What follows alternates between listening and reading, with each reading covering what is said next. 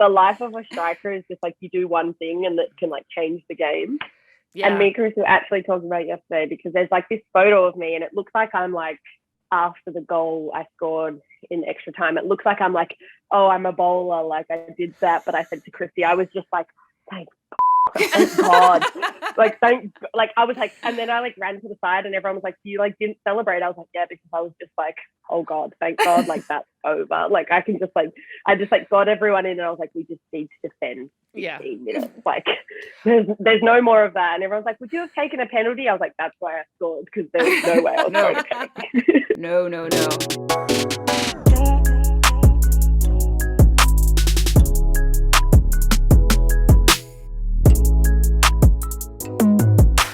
Okay, let's get this going. It's my turn. Welcome back, everybody. This is Lynn Williams. And this is Sam Mewis. And this... I don't know why I should say I'm... Welcome back, everybody. I'm Lynn Williams. And I'm Sam Mewis, and this is Snacks, where we talk about some personal stuff, some soccer stuff, some real stuff, and some fun stuff. So Lynn, what's new? Well, we had Snacks Day. Oh my goodness, we did have Snacks Day. And I think it was a huge hit. I do too. So everybody, our Kansas City Current team very kindly celebrated Snacks Day at our game on Monday, where it was just basically snacks themed and highlighted and so super fun. Yep. Lynn and I had to go down on the field while the team was warming up and do an interview, and they were playing videos of us on the Jumbotron, and we were so embarrassed. We were blocking our faces because the team was warming up and our faces and voices were screeching over the intercom.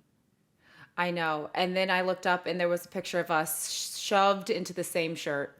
I know. I think that like when we're doing stuff like that, like shoving ourselves into the same 2XL t-shirt and being like, look, we're wearing the same shirt. I think that we're so funny. But and then we look back, see it back, like in the real cold world, I'm like, oh my God, we're so embarrassing. The real cold world. I know, I was a little embarrassed too, but I think people liked it. It was so fun. We got to throw out some hats to people. We got to talk. Oh, hello, Mr. Finn. He is barking up a little storm out there. Finn. We're going to need you to simmer down now. We're on audio. Thank you. Oh. Didn't work. Finn. Mr. Finn. Yes, he can. Yes, he can, Mr. Finn. He can sense me. Give me a second. Let me go get him. I don't know what he's freaking out about. Give me 2 seconds. Sorry. Oh, my goodness. Sorry, everybody. The unprofessionalism reaches no bounds. Yeah. That wasn't the expression that I was going for, but it's whatever. Proceed, Lynn, with your Snacks Day summary. Well, I said we got to throw out some hats to some fans. There were some cute kids out there. We talked at an event with Angie and Chris Long and Brittany Holmes, which was very exciting. Me and Sam were asked to talk at this event, and we thought that it was going to be 10 people in a room, and we got there and it was like 100 people staring at us. So that was fun. Well, they were like, it's a VIP event. So I was like, how many VIPs are here? And then apparently a lot. Apparently a lot. But it was fun. I wish we could have been there at halftime to get more involved, but obviously we had to be with our team. And speaking of team, we got our first win on Snacks Day. We got our first regular season win on Snacks Day. Oh yeah. Go Current. Oh yeah. Go Current. Current. I just wanted to say one of my favorite parts about the game is when they do the chants and I get to chant along. What's your favorite chant, Lynn? What is it? We want another one, just like the other one. We want two. That's my favorite chant. I So know. keep that up.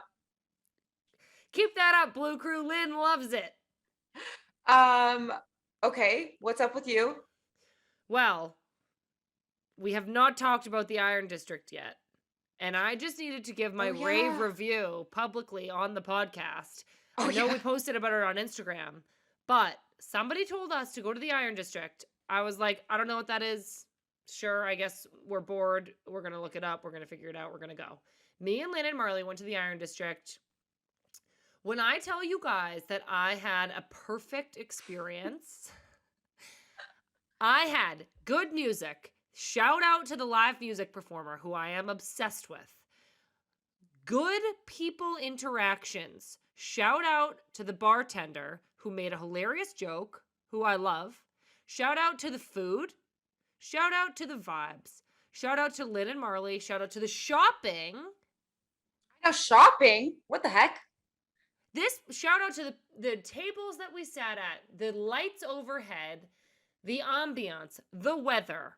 I had a literal perfect 10 out of 10 time at the Iron District. I will be going back.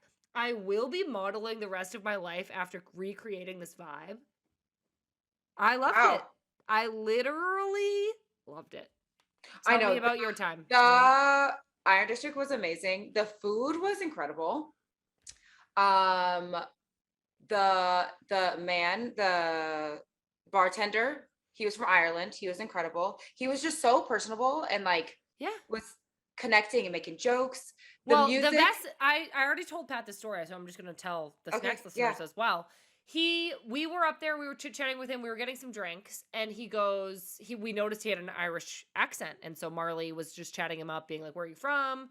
And then we go, well, what brought you to Kansas City? He's been here for 10 years, and he goes, aren't we all just chasing a woman? And I just thought that was the coolest, funniest answer. I know it was true, but it was just, I just fell in love with him. I was like, dude, Yeah, because that's exactly why our guys are here. I know. I just loved it. It was such a cool answer. Loved him. We got tacos. But you know who you actually did love was the singer. Yes. Yeah. What's his name? You guys. Ben. What's his name? His name was Ben. I did. He was playing Harry Styles, Sublime, Kanye, himself on guitar, singing, playing guitar. I know. How long were we there for? We were probably there for 2 hours. And he didn't stop the whole time. No. He was so good. I went up there like a dad and I shook this kid's hand and I said, hey, I'm Sam. I think you're doing a great job up here, Ben. And I just wanted you to know that I would hire you for an event. Where can I see you next? I think you're doing incredible. Followed him on Instagram. I legit was obsessed with this musician. He was so good. And I was singing along with everything. Applauded after every song. I know. You were like, I'm going to go tip him. And then another song came on. Another song came on. And you were like, I'm going to go tip him again. And then another song came on. And same thing. And I was like, Sam, you got to stop giving this man all your money. I know. He was so great. So if you guys have not been to the Iron District, even if you're not from Kansas City, honestly, you should fly here, go, and then go back to wherever you came from. It legit was awesome. It was so amazing. I know. We got to go on a perfect night too. The weather was amazing. I know. It was good. We'll be back for sure. We'll be back. Another thing that we've been doing. Can we say this, Lynn? Yes. We've been learning golf. Is that the saying? For me, it is. We've been learning golf. We've been trying to swing a golf club and make contact with the golf ball. That's what we've been doing. Make cocktails with the golf ball. Hey. Okay. We've been to Top. I have personally been to Top Golf now 2 times, and I've been to the driving range 1 time, and I have a lesson planned with a teacher. I'm thrilled. Golf is going to become my new hobby, my new pastime, I think. Yeah, me, Sam, and Marley also went to the golfing range. The golfing range? What it's called? Lynn, is that what it's called? I think it's called the driving range. Oh. Lynn is operating off of 0 sleep. She's about to explain why, but she's a little sleepy today. The driving range where you go golfing, and the setup was me, and then Marley in between me and Sam. So Sam was like behind Marley. And every time she went to go hit the golf ball, she would hit it and it would shoot out and just hit Marley in the back. And it was so funny.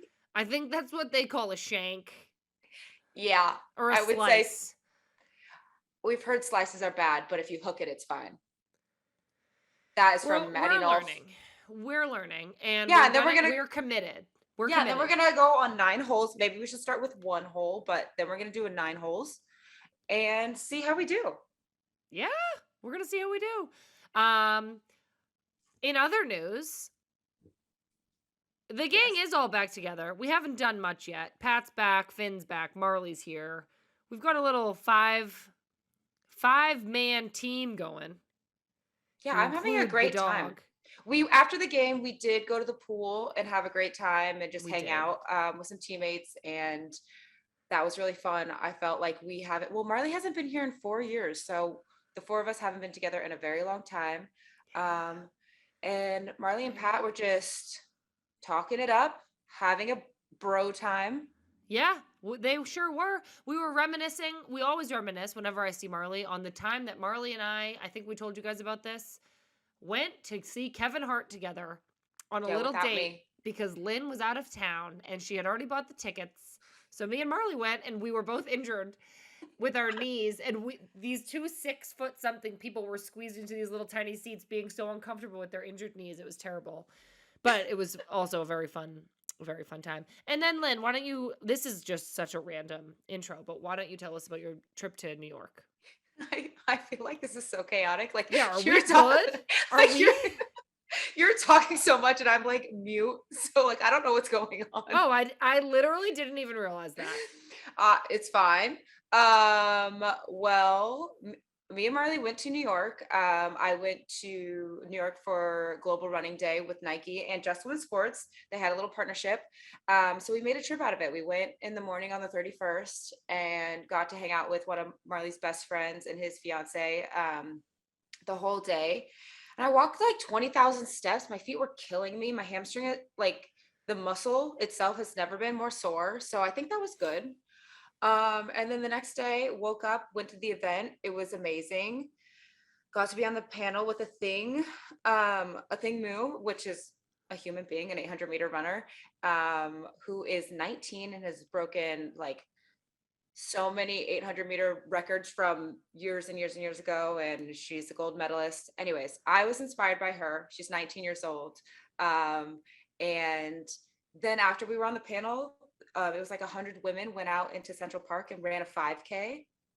And then me and Marley went and explored New York a little bit more, which was so fun. But then on the way back, and that's why I'm so tired, on the way back, our flight was supposed to leave at 8, and then it got delayed till 9. And then we got on the plane, and then we sat on the tarmac for 3 hours, and then we deplaned. And then we got back on the plane. So I got home at 4 a.m. and then I was up this morning for treatment at 6:50. So here I am. And right now it is 6:16. So you need to go to sleep soon. I do. But you know what I kept telling myself this morning? I go, new moms can do this, so I can do this. New moms don't get any sleep because they got babies. And I could do this for one day. That might be a weird thought, but that's what I kept thinking. It is a weird thought, but I see where you're coming from. Yeah. People do hard stuff all the time. Yeah, so I'll just sleep a little bit earlier tonight, but I'll be fine. And we're going to watch a Celtics game. I know. We're excited about that. I know. Same. Okay, so last episode, this part of the podcast where we transitioned from this to the interview was very goofy. I'm feeling goofy now. Yes, I am as well. So, everybody, this is very important. Don't change a thing. The interview is coming. Don't stop listening. Here you go. Here she is. The incredible Sam. May. Kerr. Okay, I think we're about to reintroduce her. We are so excited to bring on today's guest. We didn't write an intro for her. Chelsea forward, Australia forward, Player of the year of every organization in the world. It's top goal scorer in all the leagues. Fun-loving Finn's auntie, Samantha May Kerr. Welcome to the show. Thanks. I'm so excited to finally be on. I know. We had a little bit of a scheduling snafu last time we tried to schedule Samantha May, where I texted her wrong phone like 3 times in the days leading up to our old schedule, and then she thought we didn't want her on the podcast anymore. I got written off by Snack. Meh. And now I've noticed you just text Christy when you need to text me. Well, I have 2 numbers for you in my phone, and I feel like I always text the wrong one. I have SK Global, which is her number that she uses when she's not in Europe, and then I have SK UK, which is her Europe number, but it's confusing. It's really not that confusing. It's not at all. I know. She texted Christy the other day, what's Sam's email? I'm like, she knows I have a phone. She's like, you don't reply. I was like, I do. Just text the right one. Sam, what's it like dealing with 2 Mewis sisters now? It's good. I mean,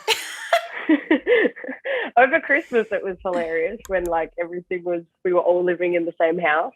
I know. But Christy says you're the crazy one, and I live with, most of the time when I'm with her, I'm like, you are crazy. Like, yeah.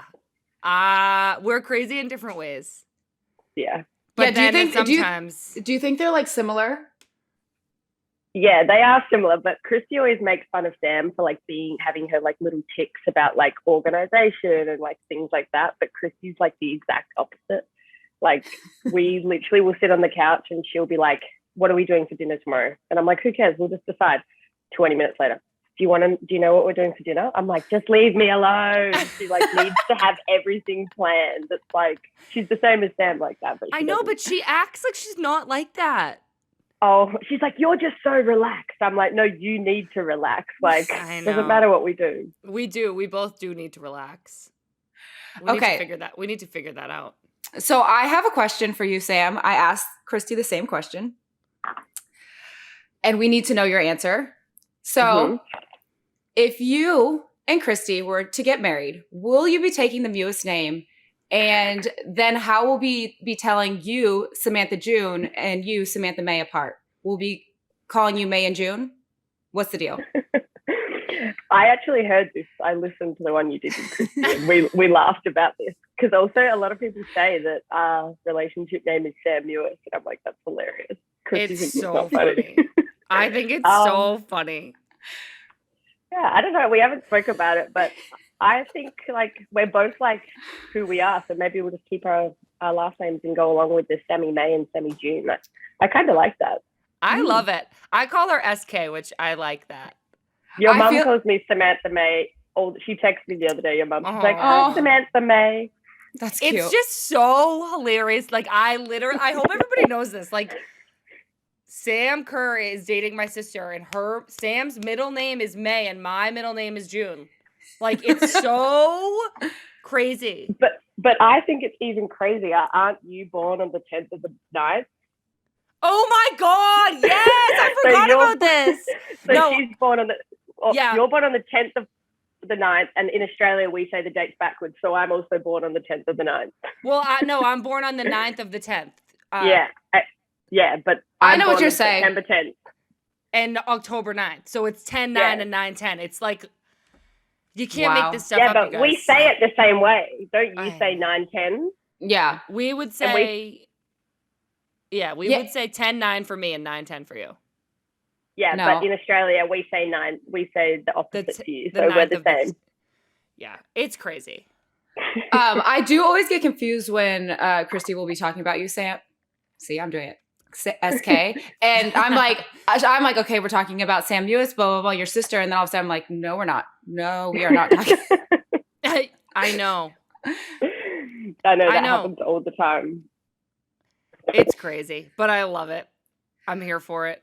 Sam, speaking of Christmas, when we were all home at my house in Boston, do you miss Finn? Oh, I love Finn. Christy's asked me for a dog every day since then. She's like, let's get a Finn. I'm like, no, we're not getting a dog until like we live together. And she's like, but do you reckon we could get a Finn?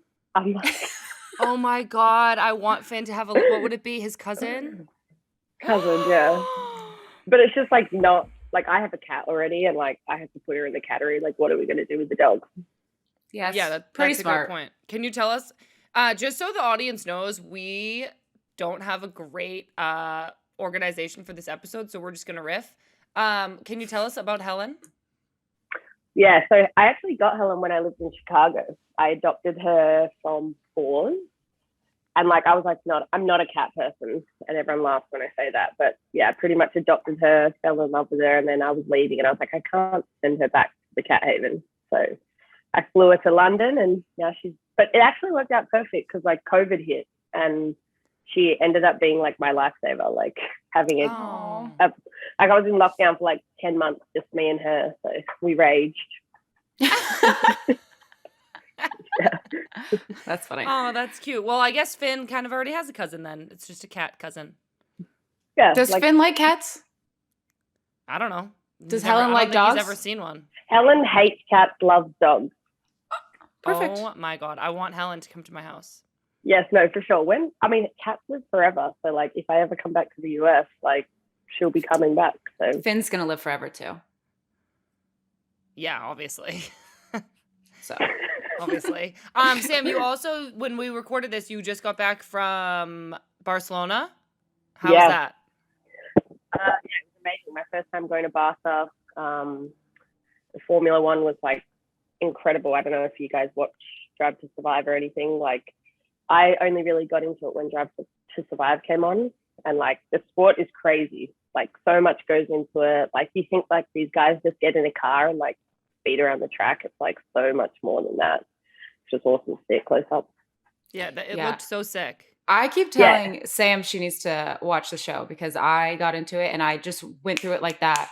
It's Sam, so cool. You haven't watched it? Well, I've seen some episodes because Pat watched it. So I've like seen it on the side, but I haven't sat down and watched it start to finish myself. But maybe I should. I do need a new show. Christy hasn't watched it either. I've told her like she watches like Emily in Paris for like the 17th time in a row. Yeah. That's another similarity we have. Sam, Marley went to the F1 in Australia and he was like, it was the best thing that he's ever done. So yeah, it's like a mix between like watching sport and like networking and like partying. It's like the most, it's actually cool. Like you like watch the race on TV because it goes so fast. Like you can't even like record or anything with the cars because they're going like 300 kilometers. So it's like, or whatever you do in miles, but it's like insane. They're like savages too, those guys. Oh yeah. And it's like a team, but you also like compete with your team. So like, it's a really weird, like, you know what I mean? It's really weird. Like in the race on the weekend, like they made the guy who was coming first give up his first position for his teammate. And like, he had to do it, but he was like coming first. And I'm like, I would never be able to do that. Like, it's just a different way of like sport. I know. Yeah. Like there's like there will be like 2 Red Bull cars, right? Yeah. Yeah. And so it's like 10 they kind teams. of work together, but they're also like just both racing. Yeah. Because isn't it? It's 10 teams and each team only has 2 seats. And then like the top 8 places get points. So like you're trying to get 2 cars over to get the points, but at the same time, like that person's your direct competition because they're the one who has the exact same car as you. I think there's 20 cars, 10 places, but it's like that. Yeah. Whatever. So like there's like an individual championship and a team championship. So like the individual is more important, but they want to win the team too. So it's like, it's just interesting, like watching them, because sometimes like the first driver, he like won't be able to win the race, so he'll slow down to like make everyone, the other driver be able to catch up. Oh yeah, that is crazy. Isn't it also like when the way you start is like almost always the way you finish? Like if you have a good start, you're gonna win the race. Yeah, you that's crash? why qualifying is so important. Yeah, qualifying is important. But like the guy who was winning at Barcelona, he was in front by like 17 seconds and his engine just died. So he just retired. Like he's done. So it's crazy. There's so much more that goes into it than being a good driver. Wow. This is now an F1 podcast, so I want to go so bad. I want to go to Monaco. Yeah, that's this weekend. Right now. Yeah, I'll have to stop playing soccer to go. Well, we can let's go someday, Lynn. Sam.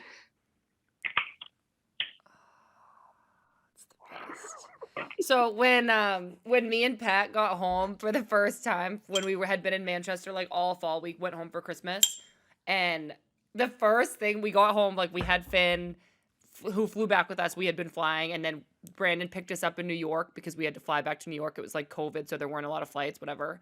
Mm-hmm.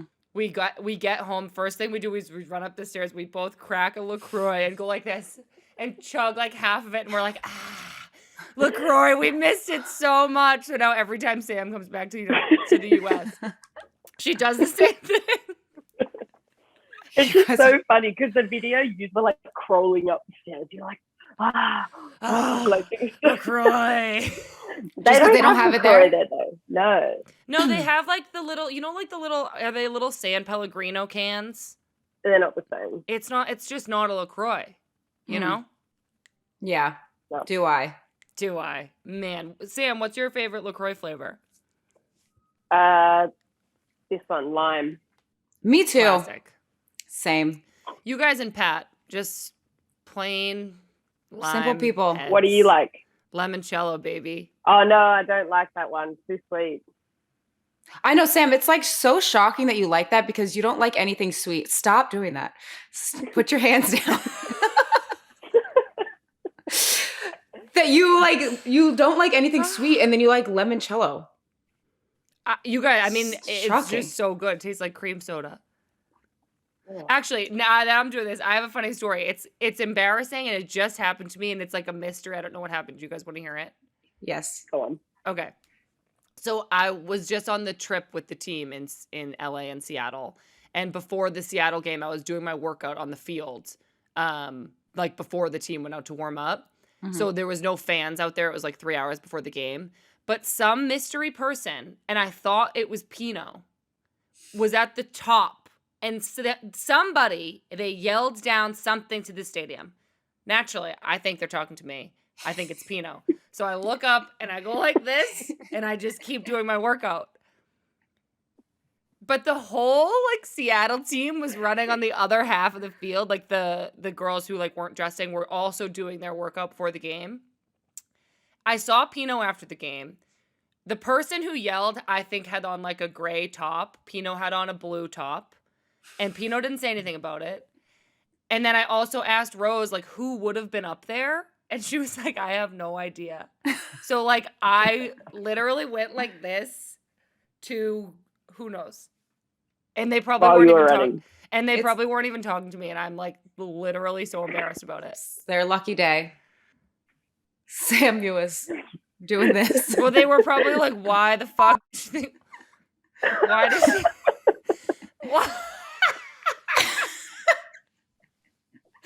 Why did she think we were talking to her? But all right, we're gonna move on from that weird story. Sam, in your notes you have your season with Chelsea and your success. So can you talk about your season? Those are my notes. Wait, which Sam? Sam Mewis has that in her notes. So Sam Kerr, can you please? Let me formulate my question. Sam, you played for Chelsea this season. You had so many successes, both individually and as a team. Can you just talk us through a little bit of the season? I know you guys just recently won the FA Cup. How was it overall? Congrats. And how was it as a team? Blah, blah, blah. Yeah, it was actually a really weird season. Obviously the end on a high was awesome, but as you guys both know, so much more goes into the season than just the last two games. But it was it was actually sounds cliche, but it was a roller coaster.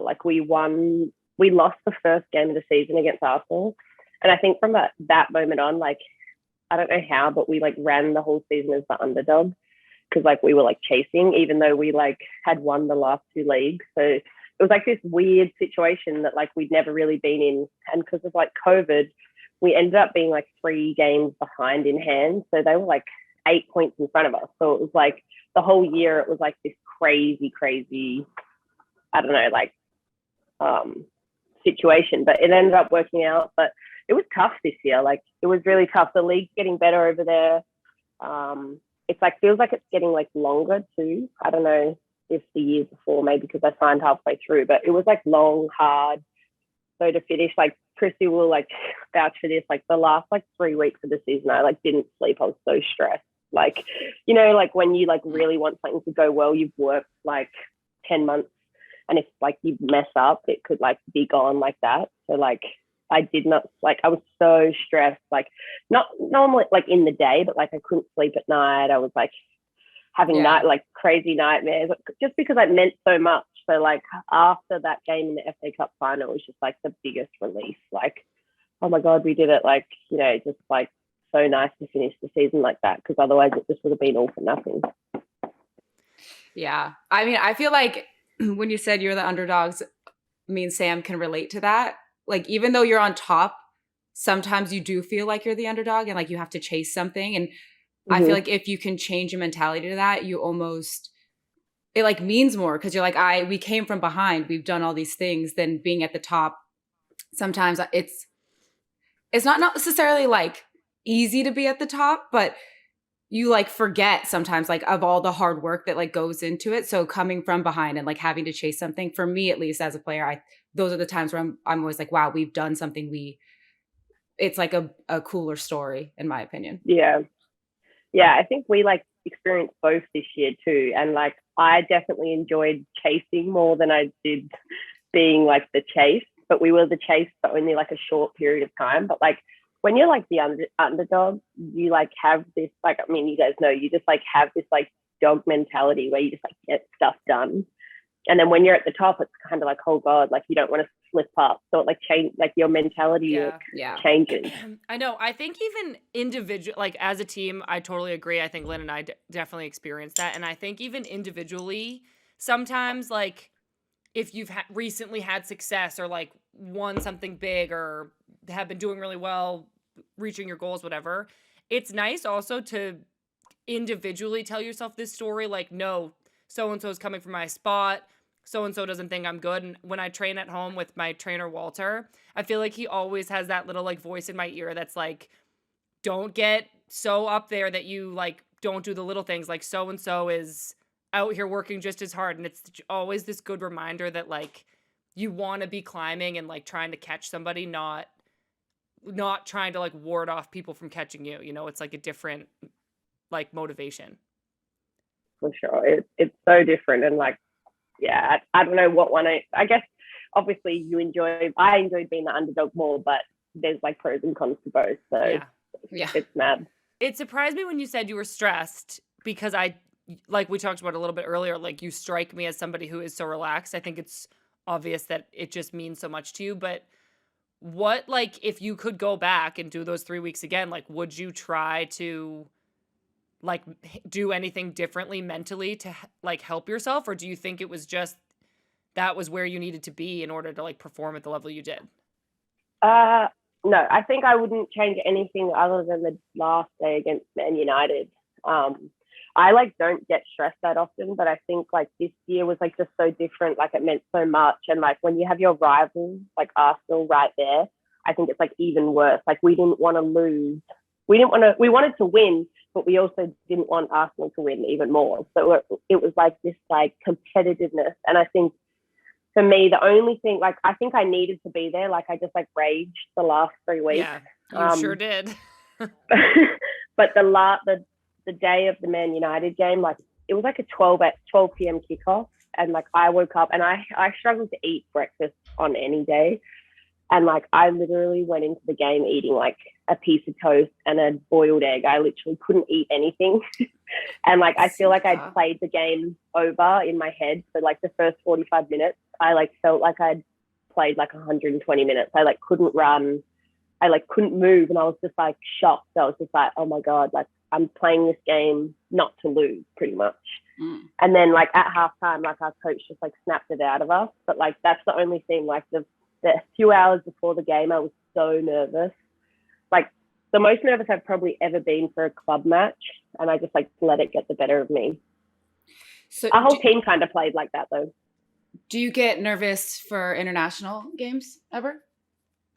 No, that's the thing. Like, I think like I do, of course, like sometimes, but like I get nervous for like lots of games, but like in a way that's like anxious. I just want to start. Like I'm like excited. Whereas this like drowned me. This was like, I don't want to lose. Like this was like, I could screw everything up today. So it was like a bad nervous. Whereas like, I think nerves are good. It like shows you care.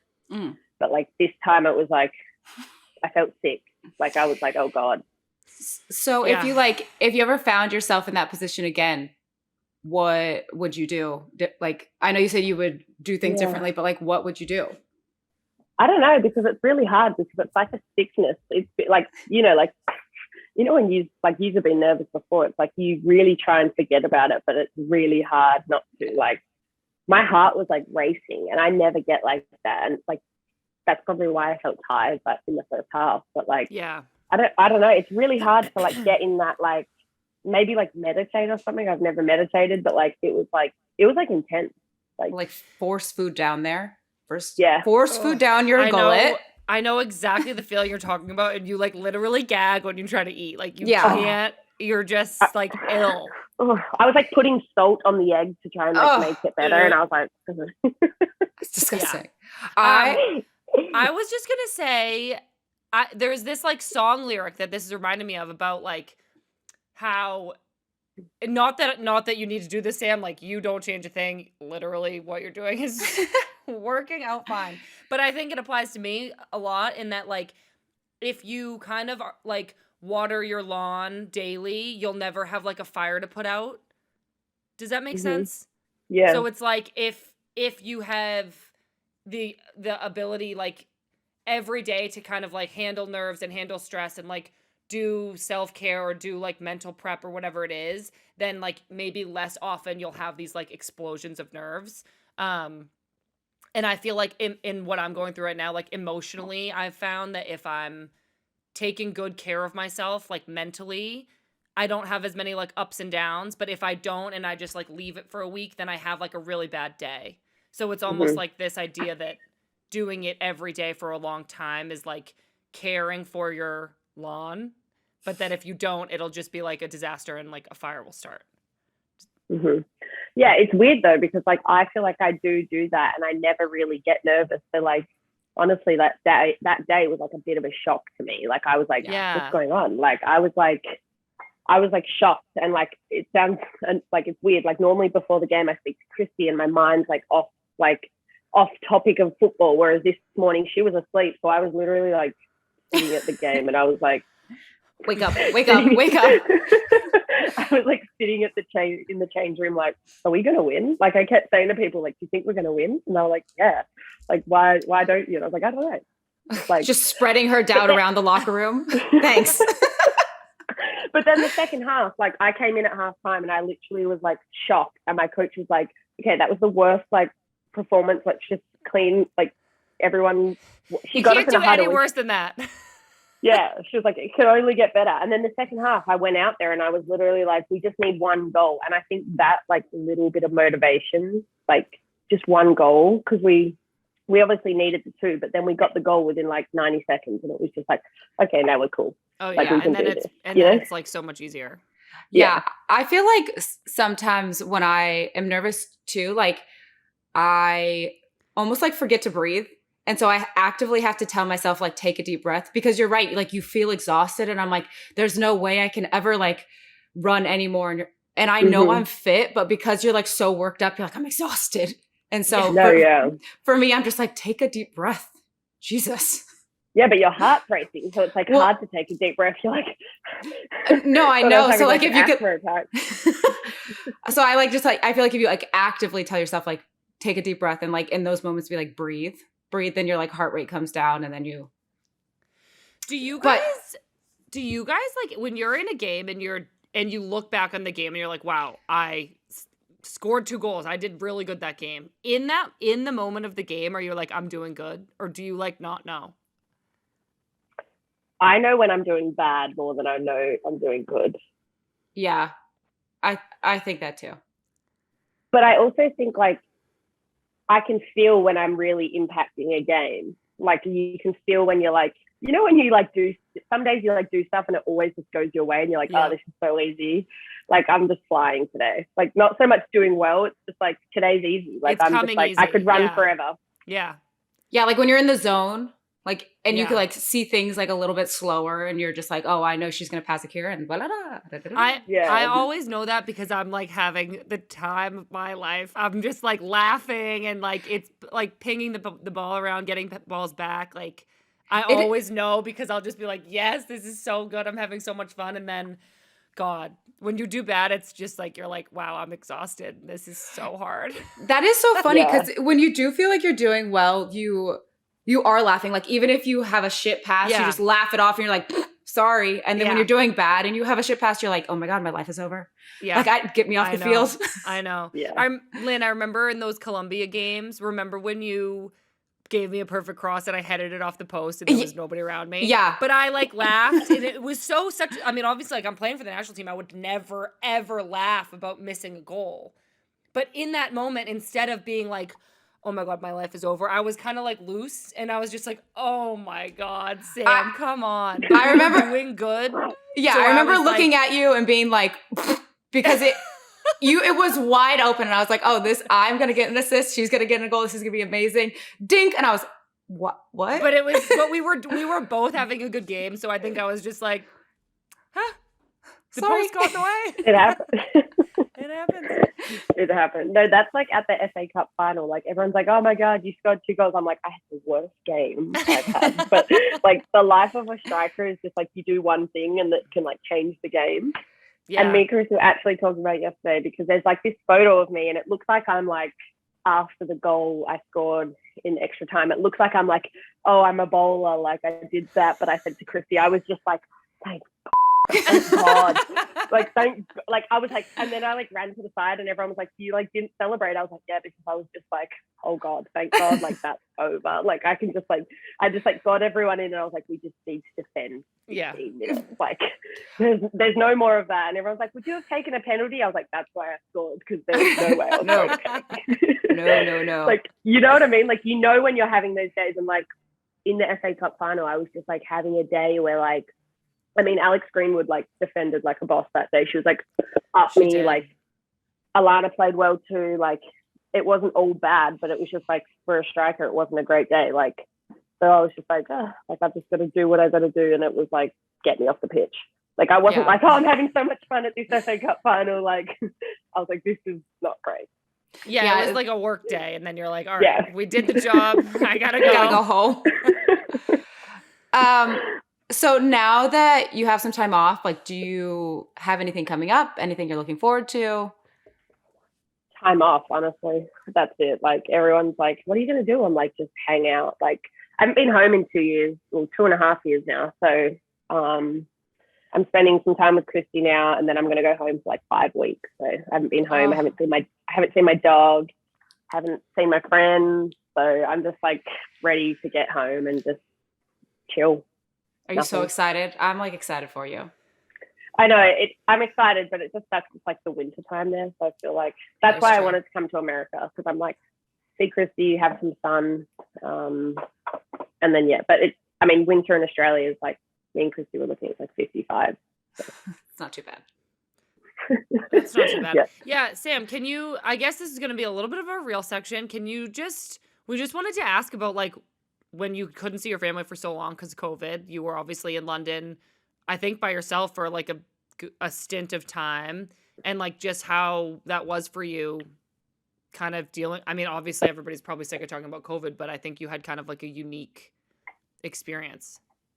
Yeah. So COVID hit like right as I got to Chelsea. So it was like super, like now it's like funny to look back on, I guess, but like I was in like lockdown for like 10 months and I had just moved to a new club. So I like didn't get the opportunity to like make new friends or like I'm really sociable. So like it was like really hard.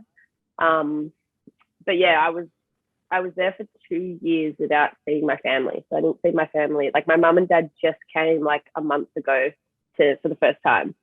So I didn't see anyone. But yeah, it was tough. Like we like thought we were going to go into lockdown for like a week, like everyone else. You know, we bought like puzzles and like all that stuff. And then like it was like 2 years later and we're like, what the hell is going on? Yeah.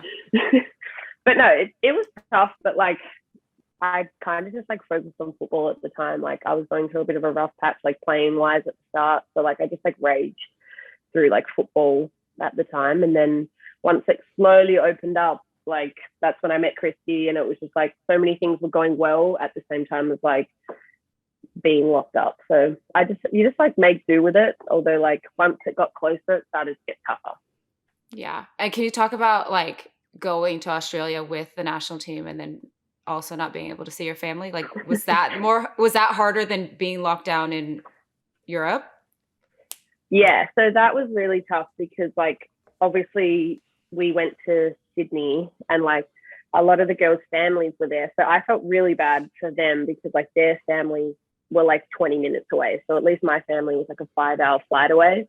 But like, I think like the next camp, they were allowed to see their families and stuff. And that was tough because like, obviously I want them to see them. And I was like, I know all their families. So I was like excited for them. But like most of our girls are from like Sydney, Melbourne or Brisbane who weren't locked down. So my family was literally the only family like not there. But it was fine. Like we actually played you guys. So like Christy was there, which was nice. And I think it was harder for my family. Like my sister had 2 kids. So she like wanted me to meet them, which is like, you know, tough. But now I've met them and turning a corner. Auntie Sammy. Yeah, Auntie Sammy. I'm the godmother. No, he's my godson. Yikes. And then, so everybody just came to London and did like, what did you guys do? Was it fun? Well, no, I have seen my sister, but everyone came. My mum and dad came to London with my nan. Oh, okay. And then they came for like 2 weeks, and then they came back we played, who did we play? In New Zealand, and my sister came over and I got to meet her little boys. And yeah, that was awesome. It's just different with kids, you know? She's had 2 kids since you've seen her? Oh my gosh. That's crazy. They're 16 months apart. So I've seen Sunny. I met Sunny when he was like 3 days old. And then I left and then COVID hit. It is so crazy. Dang. That's like my sister had a little girl. She's 3 now. And to know that Marley has like never met her is like wild to my mind. And so to think of like having a sister and never meeting, like if I had never met, I don't know. It's just weird. It's crazy. It's crazy that like the world has stopped like that kind of, but not at the same time. Yeah, no, it definitely hasn't. Like even when I seen my nan, I was like, oh, my nan's really got like older. Like, you know, like 2 years and an older person is like a lot of time. So like, I think for those things, like I can talk to my mom, I can talk to my dad on FaceTime, but like, I think it's hard when like you can't talk to like your nephews, you can't talk to your nieces, you can't, like your nan's not jumping on FaceTime every day. And then like your dog, like you can't, like things that you like can't like replace, it's just hard. But like, I mean, I'm lucky I had like an amazing job and like they were supportive from afar, but it was just like, you know. Yeah, I think it sounds like you had like a uniquely difficult and long time with not seeing your family. It sounds like that was a lot. Yeah. Well, my state was like so strict. Yeah. Yeah. And I did the 2 weeks quarantine one time and I was like, never again. Is there anything when you go back home that you're looking forward to that you miss? Sorry. My dog is like the one thing, honestly. Okay. When like, do you go home? Like in how many weeks? Go home next Wednesday, so like 10 days. Oh, nice. Okay. Yeah. So I see one more of Chrissy's game after this weekend. Oh, she's gonna be sad. Oh, and you get to go see your dog. I know. She's like 8 now. She's old. So like a dog's years are like precious, you know. Madness. I know. What kind of dog? What kind of dog? She's a boxer. Oh. Hello. Her and Sam, Finn would get on. Oh, would they? They'd just be barking up a storm. Sam, do you want to talk about your books? Yeah, let's do it. Well, I was hoping you would do it. Yeah, okay. I'll tell you guys about it. It's like a book series actually, and it's like a loose autobiography for like children. I just thought it would be like cool. Like when I was a kid, like, you know, I hated reading books, but like I would have read like a book about like my favorite athlete, but like there was like autobiographies that were like way beyond my like reading abilities. Yeah. So like it's pretty much like it's a loose autobiography like from when I started playing, like when I was a kid, and it's going to lead all the way up to the World Cup next year. Oh, cool. Will be, like, so cool. The final series, and like it's actually doing really well because like there's not anything like it in Australia like that other than Tim Cahill, who's a male football player. So yeah, it's really cool. And like honestly, I've had like a really cool experience with it because I feel like since I did it, I've like realized how many kids actually enjoy reading, and like maybe they're not like fully into sport, but they like know who I am, watch the Matildas, like want to know more about it, but like reading's their thing. So it's been like cool. really, yeah, it's been like really, really cool. And like, it's been like a fun process too, because like I've got to share parts of my life and my like upbringing with people that like maybe you don't talk about in an interview or like the standard like football interview.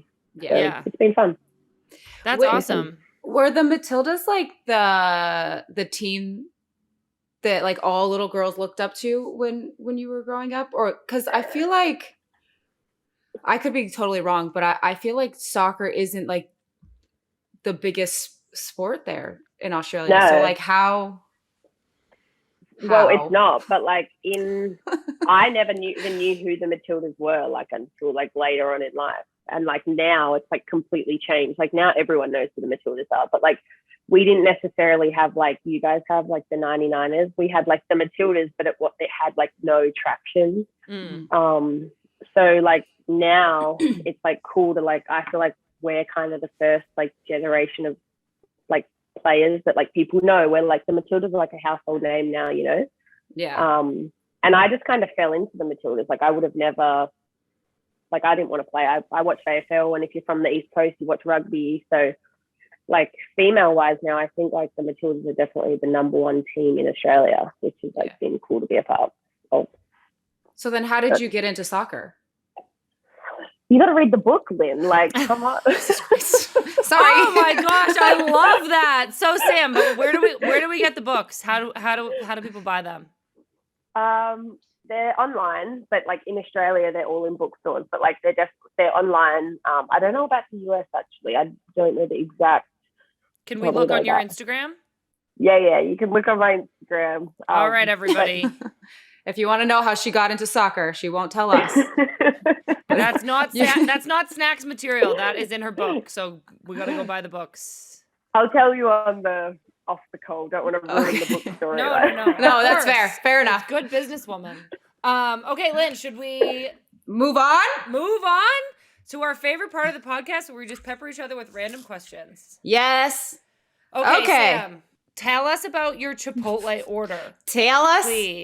Please tell us. And the specifics. Oh, I love Chipotle. It's different if I sit in or sit out. Takeaway, they're different. So if I'm at Chipotle, I get the hard tacos. Yep. Brown rice, chicken, guac, lettuce, mild, like the tomato. Pico de gallo. Yeah, that cheese, and that's it. No peppers, no beans. Okay, not a guac girl either.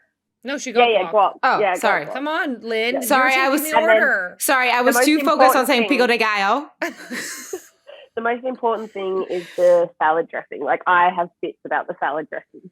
Lynn, she would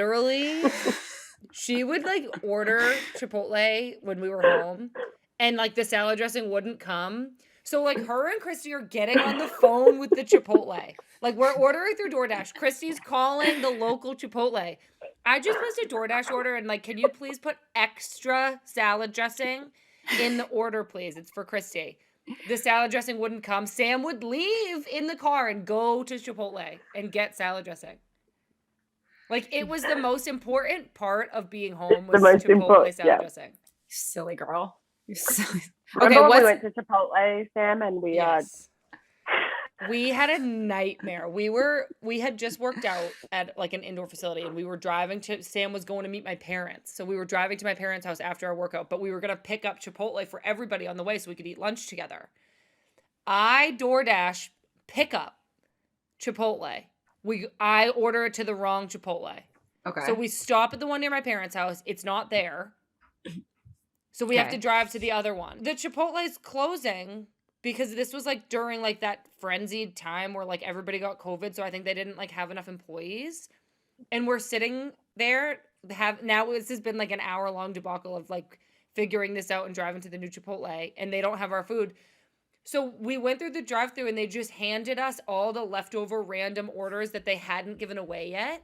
So we took home like a burrito bowl for Ashley and like a salad for Benjamin. And we just like sat at my parents' table and like all shared other people's meals. It was so strange. And it was like Sam's first time meeting them. And my dad is like digging through somebody else's food. It was so weird. It was literally with no so salad weird. dressing. With no salad dressing. It's tough. That's a tough time. Yeah. It was weird. Okay. What is your favorite thing about Christy?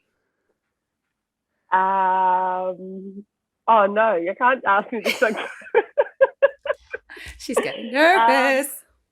No, my favorite thing about her is like how much fun we have together. Like we literally just like the biggest goofballs, and we just like have the most fun ever. Love that. I love that. I love that. That was cute. What's your favorite thing about Sam?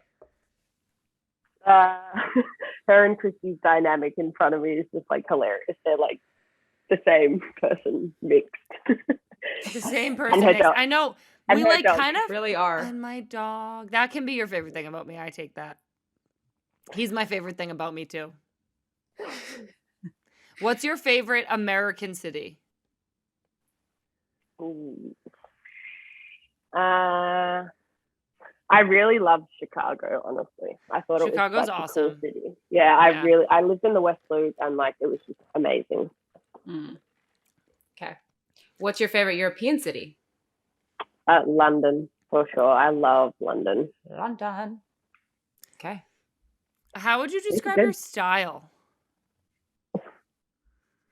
Did you ask Christy this? Yeah, I was going to say, does Christy attack you about your style? What does Christy say? Sporty tomboy. That's what she says. Yeah, so that's sporty tomboy. I love that. We like ask everybody about their style. I feel like it's become kind of like a fashion, just a fashion podcast, you know. Yeah. With me as the star. Sam, Christy attacks me about my clothes, hair, skin. Yeah, everything. Lips, my chapped eyebrows. Lips, my eyebrows, my... What else is there? My sneezes. Same.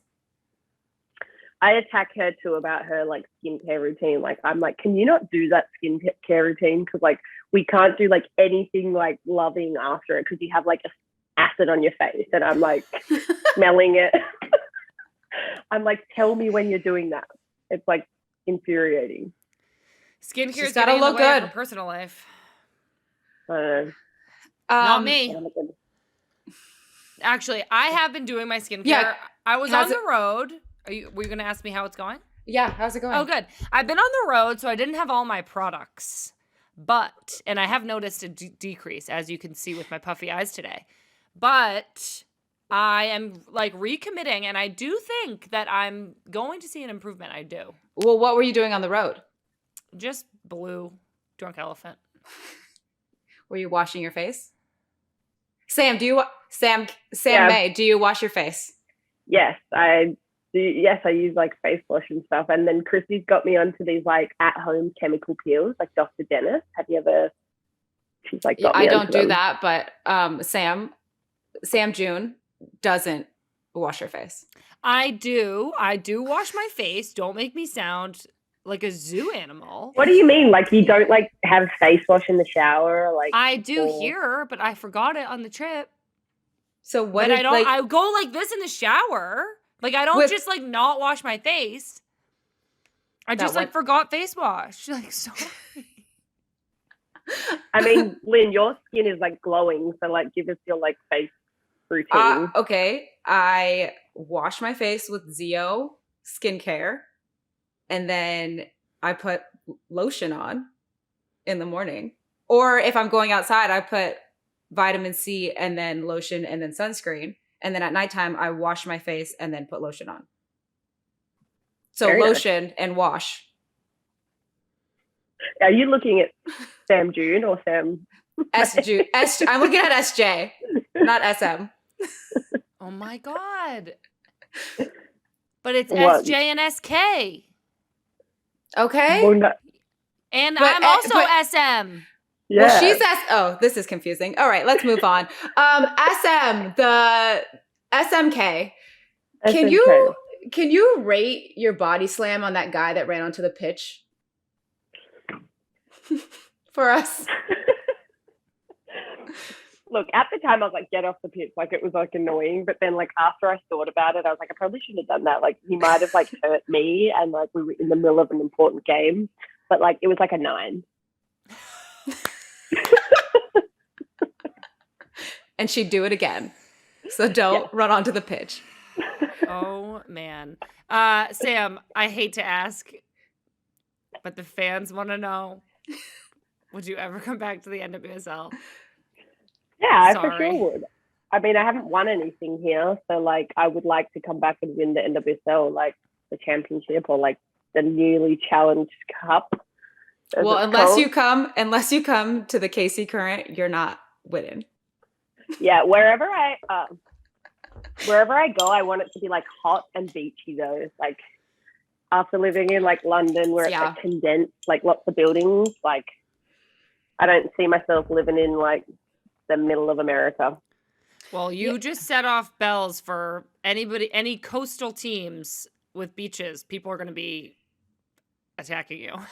Yeah, well, I've got like 2.5 years left on my contract, so like people might have like forgotten about me by then. Well, I doubt that, but Yeah, we do know it's a ways away. Okay. This is yeah. Okay. She's trying to steal Sorry. my thunder. as always. Now, we had to bring back the fan questions. Don't forget, if you want to send us a question, tweet us with the hashtag AskSnacks. So, Sam, Blue Rogan asks Snacks, if you could give up one household chore for the rest of your life, which chore would you give up? Washing clothes. Oh my God, same. Like I just got a Dyson, so like I love vacuuming. I'll vacuum. The Dyson. Like Dysons are so good, but like washing clothes is just like putting them away. I'll do the laundry, but you know what? I'm so. Oh, is it Christy? Hello. Hi, Christy. okay. It's still going. Hello. It's going so good. I have headphones in. I'll see you when you get home. How are the snacks? They're good. Okay, bye. Bye.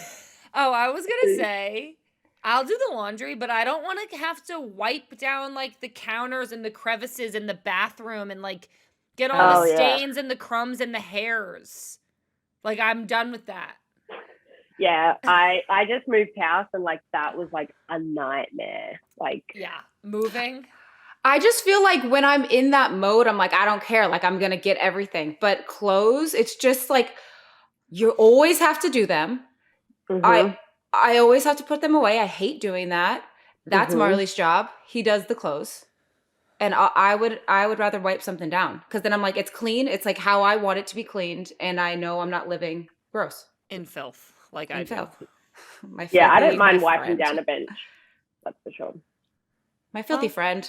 Yeah, that's me. Okay, last question, Sam. What game other than soccer do you get way too competitive at? Aussie rules, but like I actually get way too like me and Christy always play 2-touch, and like I like can't juggling. Yeah, but like your sister's like the biggest cheat in the world, so like she like volleys it at me. But like whenever I play 2-touch with anyone, I just like can't. I just love 2-touch. It's just like so. I guess it's not a game. I guess it is, but it's like I don't know. I just love it. It's just Yeah. So good. Me and Lynn have like a kind of a similar 2-touch game that Tobin actually taught us that has like a bounce and like a 1-touch section, and then you move back and you make the distance longer, and it's like a pattern. And we did it during quarantine and it was actually really fun. Okay, you might have to share it with me. I love 2-touch. We'll share it with you next time. We're all training together. What? Yeah. SJM. What about you? Well, it's not a game, but I get so upset when Finn loves Pat more than me. You know what you and Pat should do? Have you seen that? Like, I don't have TikTok, but I've seen it on Justin Bieber's Instagram where you like have the treat and the dog sits in the middle and then you run the opposite way. Yeah, we actually did it. Lynn recorded it for us, and we should post it because it was actually really funny. He came with me, but it was like, I don't know if he really like knew what was happening. Well, I think you like got his attention first, and then you were like, "Come!" And then I was like, But you just and need Pat to was like run. pissed. Yeah. We should do that again. That was funny. Yeah, Lynn, that's what's really your funny. what are you two competitive at? I don't even know everything. Literally all competitive things. I just can't lose. Yeah. You know what's I know, always? my family's. Oh, go ahead. Go. Okay, I'll go. No. I was gonna say You. what I love doing, which is like so. I don't know why this is fun to me, but like arguing with my nieces and nephews. They're like young, and like playing things with them, and like refusing to let them win. That is like a real big confidence boost right there, girls. Okay, Lynn, you do that. Fight with 5-year-olds. And win. He's 8. Okay. I also love like throwing stuff in like a tiny, like in a coffee cup, like further away, like having a piece of rubbish and like trying to like put it in the cup is like, I think that comes from like being stuck in hotels all the time. Like, you know, when you get the water bottles and you're like in the bin and it becomes like competitive. I love that game. Oh, nice. Well, Sam, this was amazing. Thank you so much for being on. I feel like this was just a friendly catch up. I know. Being recorded. I know. For posterity. Really, the first time Snacks has shown up.